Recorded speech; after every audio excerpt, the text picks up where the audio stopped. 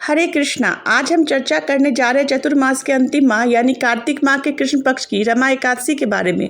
भगवान श्री कृष्ण पांडु महाराज युधिष्ठिर को बताते हैं ब्रह्मत्य पुराण में कि जो भी मनुष्य रमा एकादशी के व्रत की कथा का श्रवण करता है उसके भी सारे पाप नष्ट हो जाते हैं, वो भी परम आनंद की प्राप्ति करने में सक्षम हो जाता है।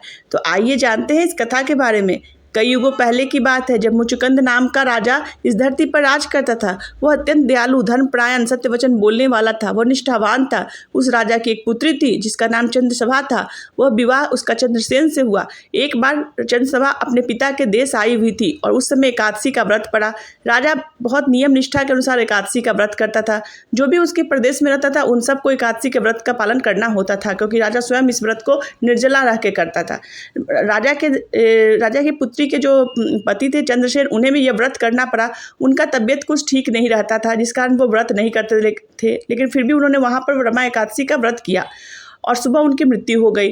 तब चंद्रसभा ने मृत्यु हो गई, जिसके कारण उनका जन्म अगले दूसरे प्रदेश में राजा के रूप में हुआ, लेकिन उनका राजकाज अच्छे से चल नहीं रहा था। तो उन्होंने राजा की पुत्री चंद्रसभा को संदेशा भिजवाया। चंद्रसभा भी अपने पति से मिलने गई। वहाँ पति की स्थिति देखकर उसने अपने सारे एकादशियों का पुण्य अपने पति को समर्पित कर दिया, जिससे उसका राजकाल अच्छे से चलने लगा।